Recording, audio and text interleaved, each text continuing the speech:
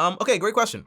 Goals versus system. How do you go about it? How does it work? Now, the question I'm interpreting is basically, Tommy, I can have a goal. I want $1 million, but what's the system to actually get there? Hopefully, I interpret that correctly, right? That's how I'm interpreting it.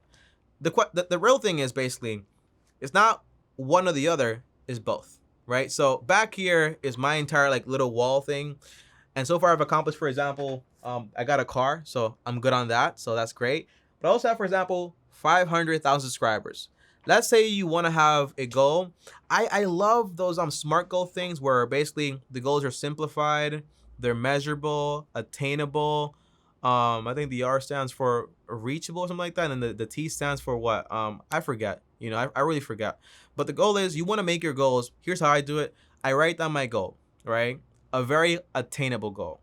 I make it very specific, and I write down a plan to how I'm actually going to achieve it, right? And I create a system around that goal. That's the whole idea, right? But then on top of that, I know that this goal right here is very attainable. So then I remember I read this in the Dave Ramsey book, and he was like, when you're making a goal, it's kind of like, imagine yourself, you have like a wall here, right? This is the wall, and this is your hand. And the idea is when you make a goal very attainable, it's like you touching the wall. So what you want to do is make the goal right here where you're barely touching it. But if you squeeze very hard, you're almost able to touch the wall. So you want to get your attainable goal and just add a tiny bit more just to go a little bit beyond. He says basically it's a little space to have God work his magic and basically help you out to actually get your goal. So that's how I set my goals. I have like the very attainable ones, but I have those ones with a very small gap to actually help me reach. Because right here, guys, right here, you're not touching it, but you're able to almost reach it if you really try, right? However, imagine if you have like this wall here and somebody tells you, I'll give you $1 million if you can touch the wall, but your hand is over here. There is no way in heck you're going to touch this wall. No way. So you just don't bother. You're unmotivated. But if you're here, you try your best and you're very close to touching it. That's the idea, right? So when setting up a goal, you want goals.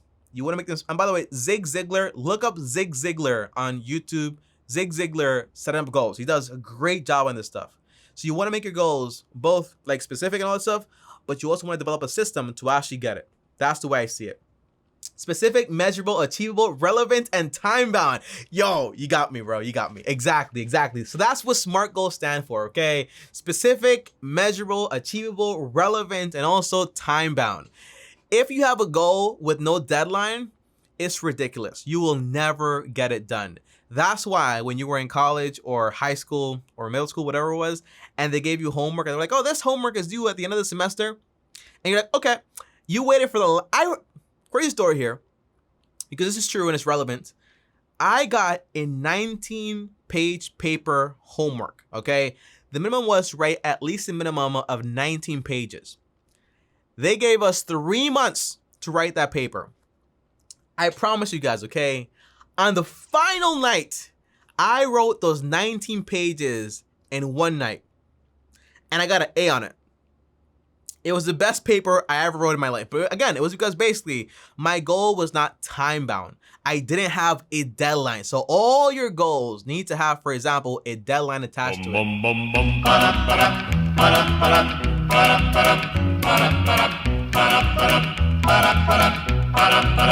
You've got to stop.